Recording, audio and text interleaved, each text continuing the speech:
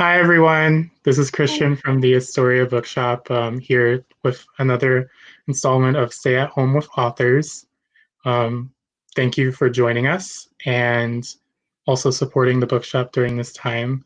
I have today Sara Holland, who is the author of a few books. So before we begin, I'm going to do an introduction and then we'll go into our questions. And if anyone has any questions during the whole stream, please ask them in the comments and we'll get to them at the end. And yeah, let's begin. So Sara Holland is the New York Times bestselling author of HAVENFALL, Everless and Evermore. She grew up in small town Minnesota among hundreds of books and graduated from Wesleyan University and worked in a tea shop, a dentist's office, and a state capitol building before settling on publishing. She is currently self-isolating in New York with her two pet rabbits. And thank you for joining us. Yeah, thanks so much for having me. Of course. So before we begin, I know you have a new book, HAVENFALL, which I'm very excited and looking forward to reading soon. So why don't you tell us a little bit about the book before we jump into questions? Yeah, actually, I should have thought of this before, but I'll grab the book. So this is my newest book, HAVENFALL. It's a YA contemporary fantasy about a 16-year-old girl named Maddie, and her uncle runs an inn in the Colorado Rockies that she's always gone to every summer. But unbeknownst to everyone else, the inn sits on the intersection of three magical worlds. And every summer, delegates from all the worlds gather at the inn to, party and make trades and treaties and all that stuff.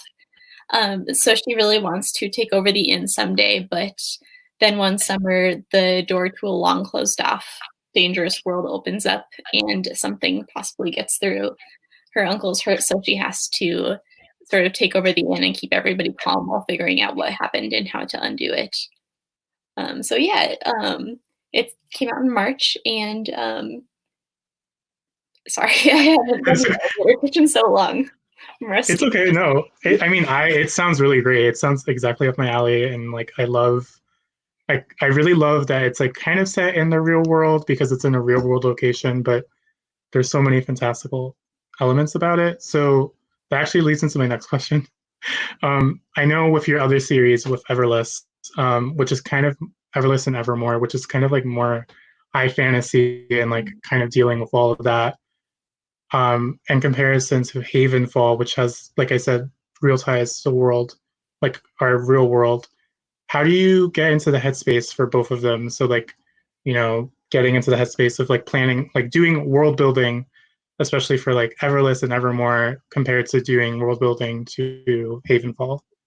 Yeah, there's definitely pros and cons to both. And I'd always wanted to try both because I loved growing up all these stories like, Harry Potter or Shadowhunters or Twilight or what have you that made me think that there really was magic somewhere in the world. But then I also loved just like the expansive possibilities that came with the second world. So, in some ways, second world is easier because you make all the rules, and you can basically like shape the world to tell whatever kind of story you want to tell. But then obviously you just have to think of a whole world and some different countries and maybe a language or at least some language rules or names, cultures, all that kind of thing. And you also have to acclimate your reader to that world, but in a way that makes sense from the POV of a character who lives in that world, which something I hadn't thought about before starting. How if an alien was dropped into this world, they would be unfamiliar with a lot of things. But if you're writing from their perspective for a real audience, you can't be like a large hunk of metal on wheels moved by, you have to find the balance between describing everything and staying true to your POV. Yeah. And so with fantasy that's set in this world, you have, a different set of problems. You can just say a car drove by, but you have to figure out, like how the drivers on the passing highway don't see your magical hotel on the mountaintop. And so there's all these constraints, like, why doesn't the FBI care what's going on and all these people who are missing? um, Yeah. and so you just have to figure out, how your magic, if it's going to be hidden, fits into the nooks and crannies of the real world, or if it's not hidden and if your magic is sort of like out in the open, Hmm. you have to play out all the different implications that your magic or your different second or your version of the world would have on reality. Yeah, I could imagine that being like very, very like time consuming and difficult to like plan. And So people do different amounts of it. There's that story about the butterfly effect where it's like every small change could, have infinite implications. And I feel like I take a more minimalist aspect or approach yeah, to it, which, maybe is lazy, but I don't have the patience to like sit I, and trace every decision down the path. yeah, I don't think that's lazy. I think that's like very smart and like what works for you is what works for you. Um, my next question kind of wants to explore that a little bit more too. So when you are writing, like your book, do you start by planning out everything beforehand and then actually writing, or do you plan as you go? So like the pantser versus plotter question. Yeah, I'd say I'm a pretty heavy plotter when it comes to plot, but less so for world building. Um, Hmm. I really like to know like what is going to happen in the character's personal journey. So I'll start out with a pretty fleshed out outline with like 3 acts, and beats and tentpole moments and all that stuff. Um, and then I'll sort of use that as a roadmap. And sometimes my characters surprise me, um, and do things that weren't in the outline, in which case I'll sort of redo the outline, Hmm. so that I always have a map. It might change, but I always have a map. As far as the world building, I tend to just do the sort of the barest stage setting in my first draft and then flesh that out more in later drafts. Great. So like, have you ever had an instance of like you like planned something and you wanted it to go that way, and then as you like got deeper into like the manuscript, like you're like, oh crap, I have to go back and like change a lot of things just to like to Yeah, make it work. I feel like that's my main journey and goal as a writer now, is trying to minimize the rewriting, because with all my books, basically like I threw out a whole first draft before even getting started on the draft that would work. Um, so, um, sorry, I lost my train of thought there. that's that's okay. Um, can you remind me of the question? Yeah, so basically, have you like gone like have you planned something for your like world building or just like in general plot, and then as you're writing it and like going along with the plan, you realize that it's not actually working and you have to like go back and Yeah, change something. definitely. Like, in the first draft of HAVENFALL, they go on this whole road trip to like a bunch of different places in the American West that didn't make it into the final book at all. They just Oh pretty much wow. stay in the town. Um, which is why I'm glad that I have a really great team of editors and people who can look at my work and say like, this doesn't add anything to the story. Like this, this is great, but we don't pick up books just to read about scenery. Um, but I always try to keep those chunks and put them in like a trash word file. Hmm. And then even if I never, sometimes I end up using them later, but even if I don't, it makes me feel better. Like if it, at least I'm not just totally trashing it. Like there's the potential that I could use it someday, even if I probably won't. Yeah. I mean, it's always great to like keep them in your back pocket just in case. Yeah, the trash file now on Microsoft Word takes forever to load because it's like 500,000 words long. Oh man. So, just kind of going back to like the very like basis of like writing in general, like what are your biggest writing inspirations?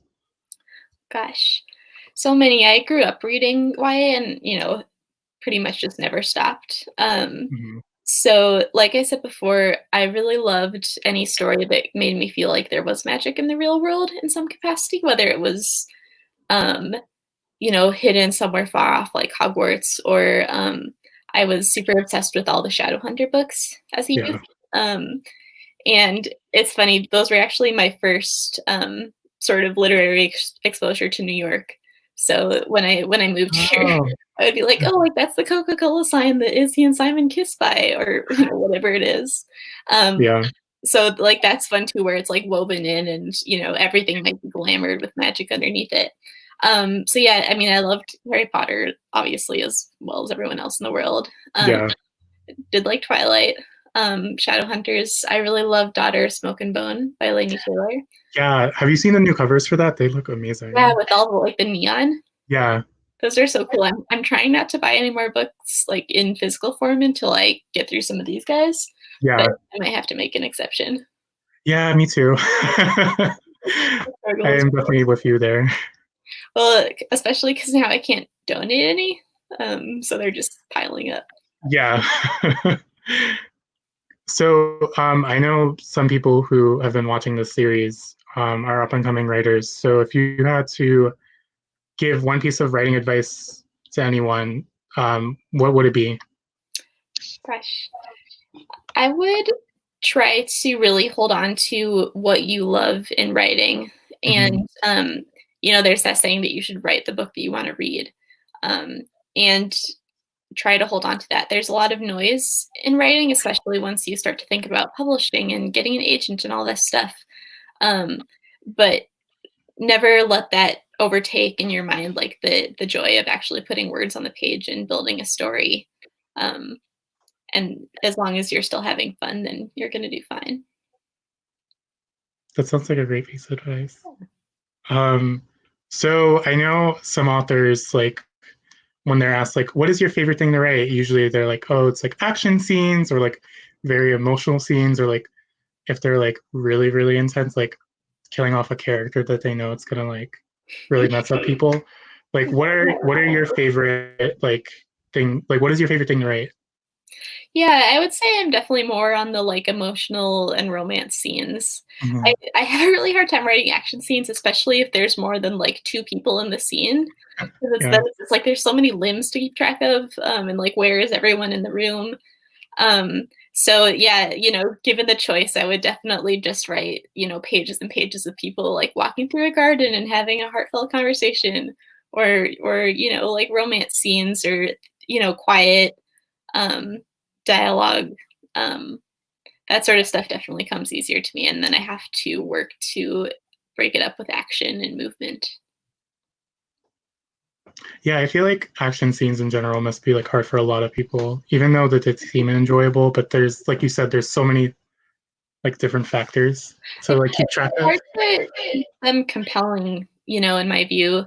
And when I'm critiquing another writer's work, often I'll find that the emotion sort of slips away, and then it just becomes like a medley of, clashing swords or throwing punches. And I always want to hold on to what the character is thinking and feeling, but then you also don't want to slow down the pace too much. So it's just a really tricky balance that I try to avoid as much as possible. Yeah.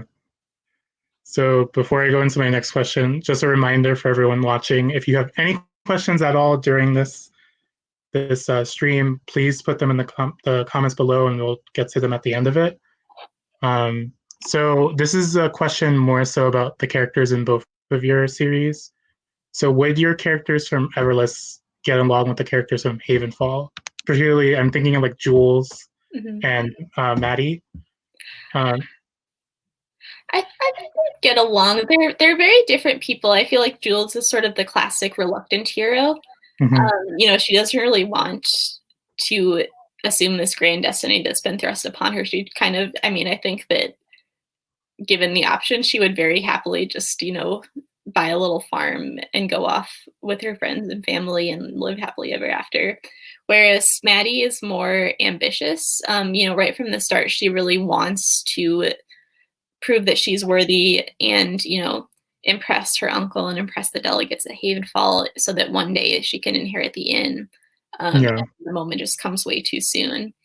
So I think they are pretty different in the way they approach life, but I think that could work in a friendship. I think Maddie would sort of be the ringleader And then Jules would be the one saying, like, just they're both impulsive. Maybe that's what you would bond over. Yeah. So how do you approach writing, like kind of like fleshing out all of your characters and in your work? Like how do you approach doing that? Yeah, so that's another thing for me that usually takes a couple of drafts to really come out. Mm-hmm. And I said earlier that sometimes or often I change my outline and have to sort of like reroute where a book is going. And I'd say the cause of that most of the time is that I reach a point in a draft and I realize that what I've set out is not necessarily what the character would realistically do. So I try to always, think about every fork in the road they reach and say, like, what would make sense for so and so to do here based on, I try to think about what they want most and what they're afraid of, and what's at stake for them. So I think if you have like their goal and their stakes and what they're scared of, those three factors will usually intersect to get you most of the info you need. I'm not one to do long character worksheets where it's like, what's their favorite color? But I feel like in general, if you nail down like a few essential things about them, then most of the time you can extrapolate to figure out how they would make a choice or how they would approach, whatever problem. It's funny because I was gonna like kind of ask more like, are you the type to like kind of expand on characters where there's like, here's their birth chart, like here's like their zodiac signs? Because I know some writers, like our event yesterday, they mentioned the same thing, and like they were like, oh, I'm not really into that, but some like authors are like, here's everything you need to know about them, like behind the scenes, which seems very, very intense. So I'm always curious to see how to actually do birth charts. I think Hogwarts houses I usually end up figuring out. That's psychoanalysis. I feel like that tells you a lot about the character though, it's in itself. So yeah, exactly. Yeah. So what are you currently working on? Like, because I know that I'm sure you're like working on a million things, but well, so HAVENFALL has a sequel, but I think the title is still a secret, but it should be announced pretty soon. So just putting the finishing touches on that right now, and then tossing around some new ideas and trying to figure out what's next. Great, that's good to hear. I'm excited that it's getting a sequel. So what are you, if you are, what are you currently reading during like the stay-at-home period? Yeah, I'm reading. For a couple weeks, I couldn't read anything, and it was awful. I just couldn't concentrate. And that whatever that was finally broken, so I'm so glad.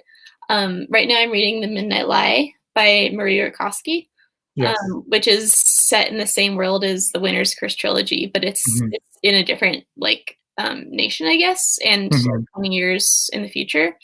And it's about this girl, Nirim, who meets another girl who's like wealthy and sort of an outsider in this world, who takes her on a whole adventure, and like sort of uncovering the secrets of her dystopian city. And clearly they fall in love. Yeah, that's where we're going. So that's really, really good. And then I usually have a couple different books going in different formats. So I'm listening on audio to The Silence of Bones by June Her, which is really great. It's like a police procedural set in, I think, early 1800s Korea, and I didn't know this was a thing at all, but I guess the police department back then like would hire or take on teenage girl servants because the police officers weren't allowed to like interview women or interact with them in any way. So if they like had to talk to a woman or interact with a woman or search a woman's home, they would have these girls do it. I don't know exactly if the history, if it's totally if it's fictionalized at all, but it's super fascinating, and I love like true crime or fictional crime, and so that's a really cool setting that I've never encountered before, and so that's really good. And Yeah, so I'm reading those. And I That's got okay. the Silence of Bones through Libro FM, which I hadn't been familiar with before, but I'm signed up with you guys, and it's awesome. Oh, great. Thanks. That's Libro FM great. audiobooks. Yeah, if since she mentioned it, if anybody loves audiobooks, Libro FM is similar to, why am I blanking on the name? Audible. Audible. There we go. I try not to think about them too much. It's similar to Audible, in which you can get audiobooks, but instead of it being through Amazon, it's through, you can help support indie bookstores that are partnered with them. So we also have a Libro FM, like a association, and if you link up to us through them, it helps support us during this time too. I think, I'm not sure if they're still doing their promotion, which I should check into again, but they were doing a promotion where you could get 2 books for the introductory price, and like the proceeds go to any store that is associated with them. And it seems like really often they have some, 2-for-1 deal or free books or things like that. Yeah, they often, I feel like that is true. Like they do often have like deals like that going on. So I really appreciate them, and like I'm sure a lot of other stores do, but they're great. We love Libro FM. So Yeah, um, that's a lot of times if I can't focus on, physical reading, audiobooks are good for when I'm, doing the dishes or playing with the bunnies or yeah, lying on the couch and staring at the ceiling. I usually don't listen to audiobooks myself, but I've noticed recently that like since I'm doing other stuff, like I'm like I want to get to reading something, but I just don't have like the focus Yeah. to do it. So I'm turning more and more to like audiobooks. I feel like it takes some getting used to, but once you've, listened to a few, it starts to click and you'll, retain the same amount of information that way and stuff. Yeah. And before we go to audience questions, please tell us about your bunnies, because we found that out and we were just like, we need to know about them. Oh, they're so great. Actually, I mean, should I go try to catch one? It'll take. You can if you want. I mean, like that's great. We'd love to see bunnies on screen. All So. right. No promises, but let me try one. Yeah. No. While she's trying to get a bunny, again, if anybody has questions, I know there's one in the comments, or 2 now. If there's any more questions, please ask them. And you can also support the store by going to bookshop.org, which is one of our web storefronts, to buy HAVENFALL or any of other Sarah's books. Here's a bunny. So this is Ori. So I have 2. The other one is named Ace, but he doesn't appreciate getting picked up. She doesn't either, to be honest, but she allows it. But they're doing great. They're like basically a bunny married couple, and I just adopted them a few months ago. And they, I started out with like a big cage and stuff, but I've slowly been removing the barriers, so now they basically just roam free around my apartment. And they hang out with me while I'm reading or watching TV, and stare angrily at me when I'm eating and not sharing with them. But yeah, they're fun to have around. Yeah, I know a few friends who've started to like adopt animals recently, and a lot of them have been bunnies, actually, which is funny. They're good pets. I'm allergic to cats, and I, in the before times, I worked an office job, so I felt like I couldn't really get a dog. And bunnies are really funny and affectionate. And they're kind of high maintenance, but see, I just trying to chew on one of my books. But they're really sweet, and they have really unique little personalities. So if you're on the fence, would recommend to whoever's listening. Well, everyone should keep that in mind. So we have a few audience questions. So I'm going to start with the first one from Starboard Bound, which is, what are the most challenging parts about being a writer, in your opinion? Yeah, so there's a few challenging things. For me, I think the hardest part is finishing stuff. You know, I feel like it's easy to start a project when you have this great shiny new idea and, you know, so many possibilities for where it could go and what could happen. And then, you know, usually halfway through or so, you know, it's easy to run out of steam with any big project, especially one as big as a novel.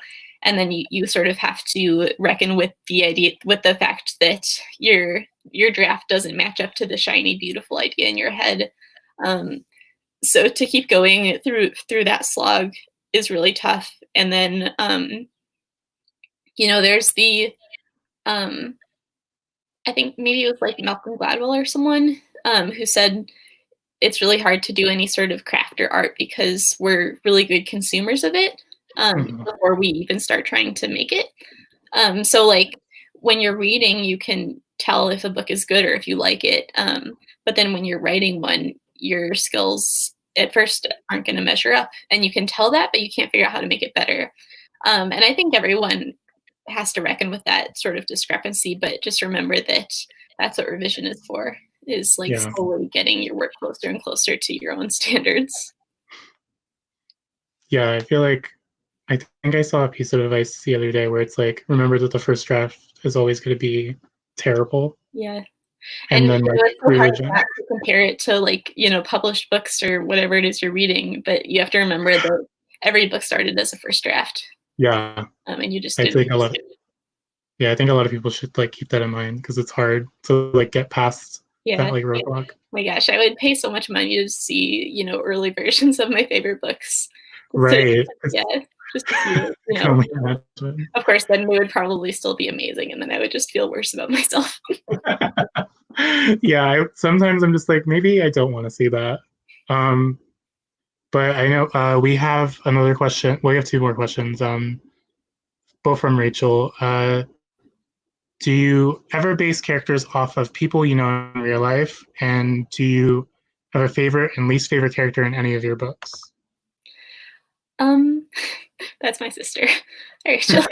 Oh, I don't really base characters off of people so much, because I feel like when you're writing characters, you have to really get inside their head, even if they're just a minor character. You have to know, like, you know, why they're making their choices, and see the world from their point of view. And I feel like it's hard to you know, create a character based on others when you only get that outside access to other people. Um, but sometimes I take, you know, traits or like, you know, favorite sayings or quirks or things like that from real people and then just give them to my characters. Um, I like all the characters in my books. I think, you know, you sort of have to in a sense. yeah. My favorite in Havenfall is probably Kaya. Um, and in Everless, maybe Liam. Maybe I just like the love interest. I mean, I feel like the love interest always has to be like But, you know, well you have liked to be anyway. charming. I think, Yeah. yeah, I think that, you know, as the author, you have to, you know, be like super into them. Otherwise, it won't come through on the page. Yeah. No, I could. Yeah, I can only imagine if like the author doesn't like the love interest, then it can definitely show. And then the other question from Rachel is: before the stay-at-home orders, what was the best place in New York that you found to write? Ooh, the best place that I found to write.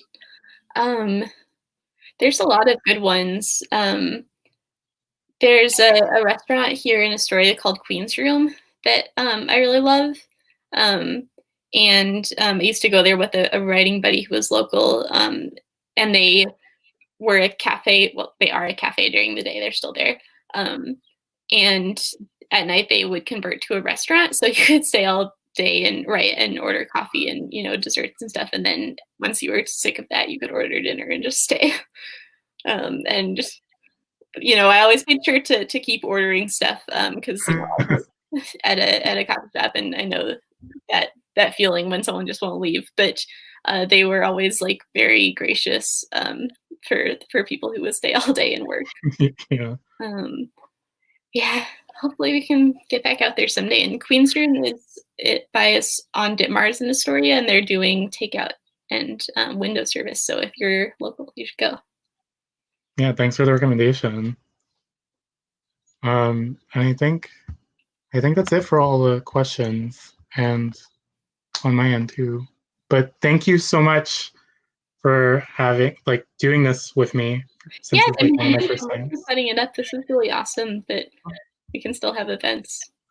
Yeah, no, we've been really very grateful for everyone participating in all of our events in general, and especially our local authors. Yeah. And earlier you were talking about you guys opened up for curb service. Yes, so I will mention that again. So right now we are slowly opening back up to doing curbside pickup. So if you are local to the store, if you go to our website, which is astoriabookshop.com, we have a link to reserve a time frame that in which you can come pick up your order that you do through the website, and uh, one of us will be there to give you your books safely. And yeah, we do have 3 copies of Havenfall, actually, if I'm not mistaken, in the store because we got them right before everything closed down. So we do still have 3 copies there. But if you want any of Sarah's other books, we also have a bookshop.org web storefront that you can get them shipped to you if you're not local. And yeah, I think. And we will send the link after you place your order to schedule a time too. So if you are local. Well, thank you everybody so much for tuning in. And Christian, thank you for talking with me. This was really Of fun. course. Yeah. Thank you so much for joining. And thank you everyone else for joining us and listening to us talk. Have a good day. Bye, everybody. Bye.